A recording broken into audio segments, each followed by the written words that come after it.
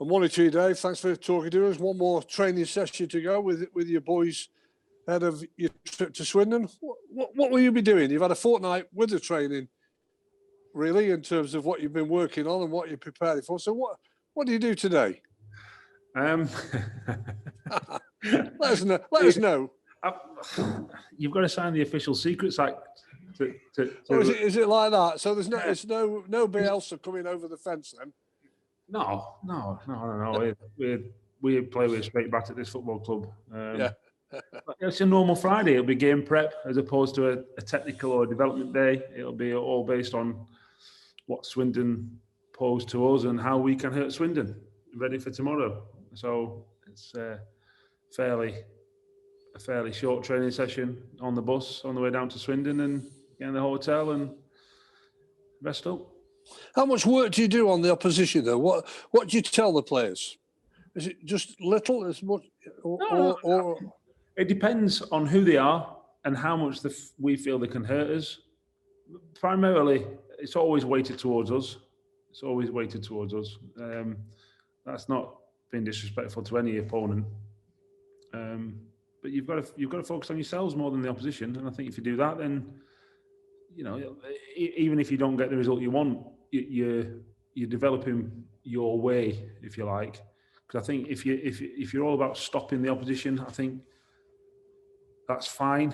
But it has a shelf life. It's like, where do you go from there? You win 1-0. You might keep winning 1-0, but eventually people will work out how to beat you. They will. And then where do you go if you don't score goals? So, we're very much, focus on ourselves and but not sort of not being negligent towards what the opposition might pose to us. So we always do little bits on what the opposition will do, and I think that's a positive outlook. I suppose you go down fighting then, if you like. You feel the players now, having had that fortnight sort of away from the pressure of the games, are ready for that challenge, which is in front of them, and that challenge is to stay in touch with the top six. Yeah, well, we'll find out tomorrow, won't we? Because that's ultimately how we get judged. That's football for you. I could sit here and say we've had a brilliant 2 weeks and lose. I could say, hey, we've done all right, and then win 5-0. And so we get judged on a Saturday afternoon, or certainly in the matches. We'd like to think what we give them and how we coach them helps. I think results have proven that, and I think performance has proved that. But on any given day, anyone in this league can beat anyone. So we've got to make sure we're on our guard and put to good use what we've done for the last couple of weeks. You said earlier in the week, Dave, that you've had your chats with your players and you've set them some new targets between now and the end of the season. It's now down for those players to reach those targets, isn't it? And go and prove that, what you've asked them and your coaches have asked them to do, they can do it and keep going at this level. Yeah, that's always the challenge. It's always the challenge. You just have to sometimes put it in black and white, or focus them, or show them how close or how far away they are, so that they get their head around it. And it doesn't just become monotonous and it's just another game, and before you know it, it's passed you by. No, every chance to get 3 points on the board. Make sure you understand the gravity of and the seriousness of how much impact this could have, over the long run. And I said to the players, I once went to listen to Pep Guardiola talk, and he was very much the hardest months are sort of between November and February, because the players can't see the prize and they can't see the beach. And it's the same. It's true. It is true. So you have to keep reminding them, look, come on, let's keep going. And that's where we're at. Where you're at, I think, leads me to the next question. You're in a good place. The football club seems to be in a good place. We're still, a lot to go for and a lot of positive things happening. Yeah, I think we've worked extremely hard on and off the pitch, and certainly since I've been manager, to make sure that this football club's turned its fortunes around, because it was heading in the wrong direction. But I'd like to think we have looked up, we are moving up, and we've got to keep moving forward. When when the storms are hitting you, flush in the face, you've got to keep putting one foot in front of the other. And I don't think it's even stormy weather at the minute for us. So we've got to make hay while the sun shines, as the saying goes. So, we're in a good position as a football club, off the pitch, on the pitch. So we've got to make sure we take full advantage of that. It's like in all walks of life, Dave, if you're in a good environment, there's nothing better, is there? I agree. You've got to want to come to work. It's got to be a nice place to work. Losing matches and winning matches does have a drastic effect on that. But then that can be mitigated. The losing the matches can be mitigated by what you're doing for the players and how you treat the players. And if you're fair and you're honest with them and you treat them like human beings, then you've got a great chance of ultimately getting to where you want to be. I think that's already been proven. But don't just settle for what we've achieved so far. That's certainly not in my thoughts or my plan or psyche. We've got to keep striving and keep pushing because we're capable. But words are cheap, talk's cheap. We've got to go and prove it, and it starts tomorrow.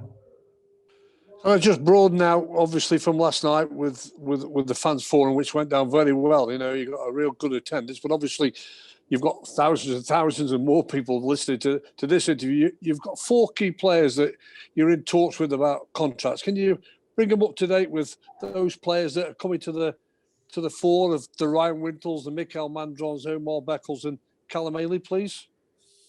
As I said to the fans last night, we are very close with one. Talks are ongoing with another. We haven't quite started with one of them. And the other one, I think we're a long way away. So, no, I don't think it takes a rocket science to work out which ones, some of them. It might be a guess for some of them, but that's where we're at. It's not for one to train, and we'll keep trying, and we'll keep pushing forward. And hopefully we'll have some positive news very early next week. And then we'll keep moving on. And there's other things going on in the background. We're not just in contact talks with three of them 4. There's plenty of others going on, and as well as we've already started a couple of weeks ago the preparation work for the summer, because it's going to be quite a higher turnover than normal. So busy time. The games are just part of it. They're not the sole focus. There's lots of balls to juggle at this football club. There's no director of football. There's no chief executive and all that kind of stuff. So it's busy. It's busy. You get all of about 5 minutes break from the January transfer window, and it all starts again, ready for the summer. And if you don't do the work, then you don't tend to have the opportunities that you probably should do in the summer. So we've got to win some games in the meantime and keep pushing forward. And that, from a football department, if you like, that's the off-field pushing that we're trying to do. So busy times. Just wrapping up the one that's proving a bit difficult. Has that not been helped by what's been happening in the world in the last 12 months? Yeah. Brexit. The lockdown hasn't helped. Brexit hasn't helped either, because it narrows our search. We can't bring in any foreign players. So I got asked about Chuma a couple of weeks ago. He wouldn't get a work permit. So we can't bring Chuma this January or going forward. I'm using him because he's a very relevant example that all the fans will know. So it's going to be a difficult summer. We know that. But like I say, we're already starting, and we're already looking, and we're already devising our plan and our list so that we give it our best shot. Well, let's get to the action then, because it is Swindon. 4-2 winners at home in December. They found life difficult in League One, but it's all down to you. You've got to overcome what's like every Saturday or Tuesday game in the league. There's not a lot to choose between the teams at the top and the bottom. And results are proving that now, because the teams are all getting results, aren't they? Yeah, I think on any given Saturday, you'll see 3 or 4 results where you go, bloody, I didn't see that one. And we've got to make sure when we play teams that are beneath us in the table, we're not a victim to that. Obviously Swindon went 2-0 up against us. And the goal just before half time from Daniel was crucial.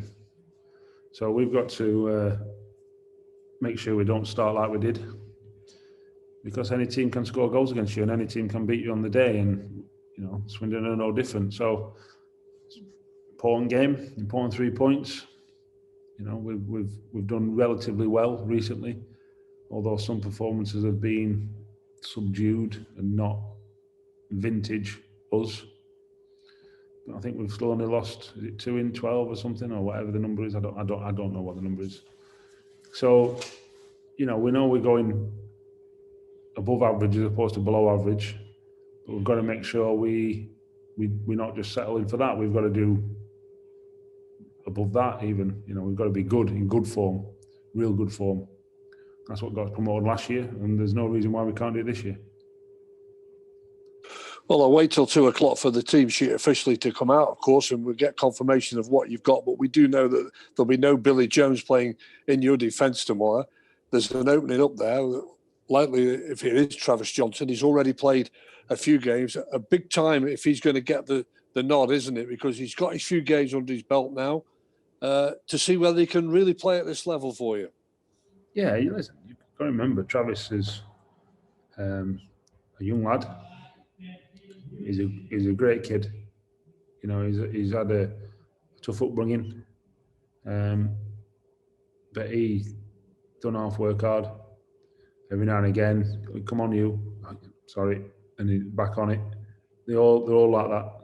That's not a Travis specific thing. And is he finding his feet? I think he's beyond finding his feet. He played some games last year. He played Swindon away last year. He come on at Swindon away last year. So, you can't, he's not going to be, fazed by playing Swindon away. He's a level-headed fella. So, he did ever so well. When we played him at Burton, for example, he's marking their best player. And you go, and he didn't have a sniff. You go, good lad, I'll do. Then he goes to Hull and sets up the best chance of the game in the checker trade and put for Ports's header. And you go, that's it. And so you already see a distinct progress from game to game. And I bet he's played eight games or something, 10 games this season. So it's not as if he's a full novice, if you like, but he's still treading carefully. I've said to him, there's no reason why you can't be as good as Perry. Are you there yet? No. And he goes, yeah. And he starts laughing. He goes, I know I'm not. I said, yeah, no, I know you're not as well. But that's the aim. I said, and there's no reason why we can't develop you. And if you keep working as hard and keep doing the right things, then you'll get there. And that's the plan for Travis. So we're more than happy with the season he's having so far. But he's got, I would imagine, some games coming up where he'll be involved. So go on, fill your boots. The ball's in his court.